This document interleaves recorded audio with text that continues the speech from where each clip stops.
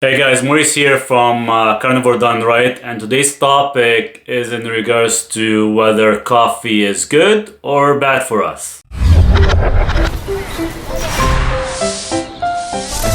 接下来出场的是300米网。So, what is coffee? Let's go back in time here a bit. People have been actually drinking coffee for the past, 500, 600 years ago. Now, coffee beans are actually a seed that comes from a coffee plant, which is native to Ethiopia. Now, the coffee beans itself, it grows inside a cherry, which normally that cherry will contain 2 seeds in each. When a cherry is ripe and ready to be picked, it will actually turn dark in coloration, dark red actually. Are the cherries edible? Yeah, they are edible. Would be nice if they actually taste like roasted coffee, but there isn't much pulp around the seed itself, so it's better to actually pop them out than to actually take a bite.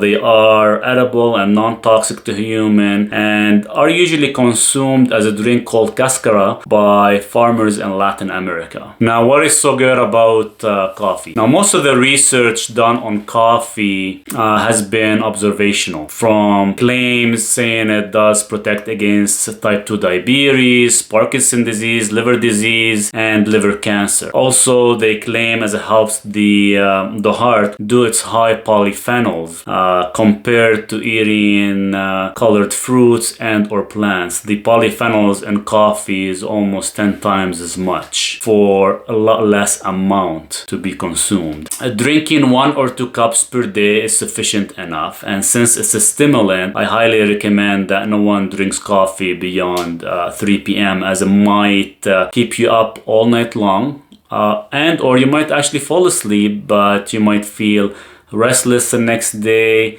and or not fully recovered as well too. So but keep that in mind. It does vary per individual, as some are super sensitive to caffeine and some aren't. Now, me being on a carnivore diet, I still consume coffee once in a while. The only reason I do consume it is, yes, for the energy, for the brain boosting effect. Whether the research and the studies does claim that it does work and does enhance cognition or not, I do feel it in the morning. At least from the moment I take my cup of coffee for the next 4 hours, I feel quite optimized, quite energetic, especially if I'm actually working and I want it to be quite focused on a specific project. Also, I do notice there's a lot of audience that follow a bulletproof coffee mixed with MCT and butter or ghee. Now, my only concern with that is MCT is quite harsh on the gut.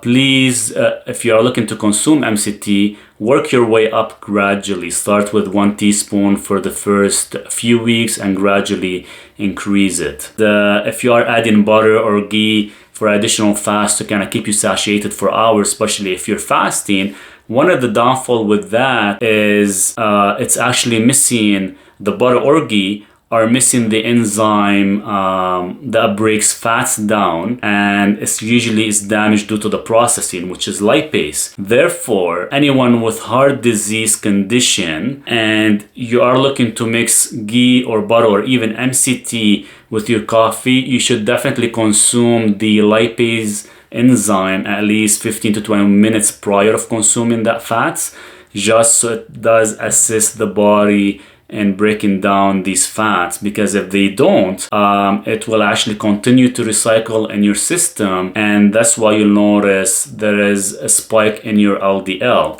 Even thought LDL is not a corporate target towards heart disease, but you will also notice your triglyceride will start to actually increase in time. This is just a quick heads up in regards to anyone with that condition. Also, in regards to MCT, if you are still consuming any type of carbohydrates, make sure you are not having any within that 6-hour window from consuming the MCT, because they both actually compete for the uptake into your mitochondria. So any negatives to coffee? Now, when they claim it does causes many symptoms, I think it's all been a myth. Be tuned with your body, be aware of what you are consuming.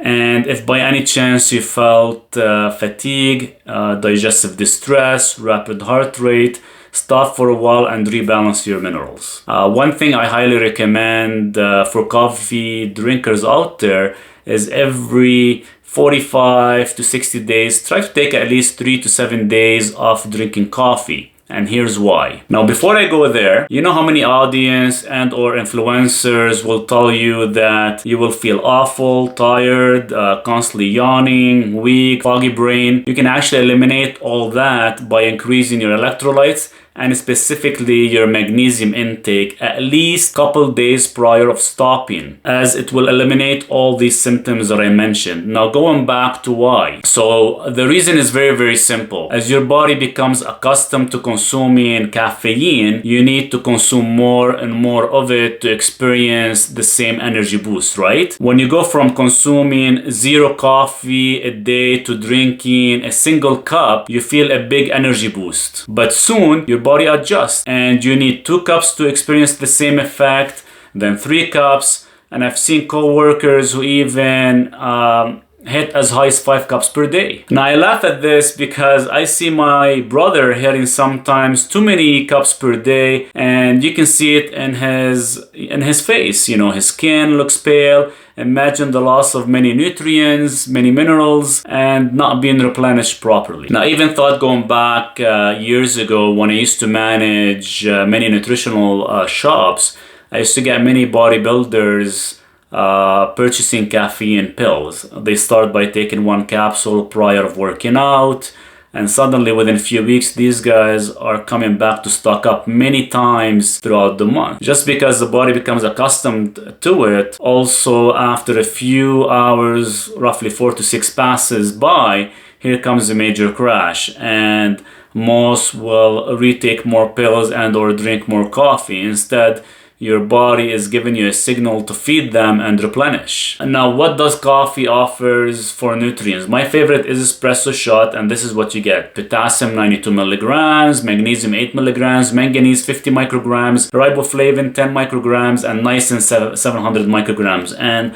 from some of the influencers, they claim roughly you get up to 700 to 800 milligrams of polyphenols, which is quite a bit. Now, I ask you this, is coffee really that bad, or is it really good for us? Till today, no one has a clear answer to that, but do what you like and live a little.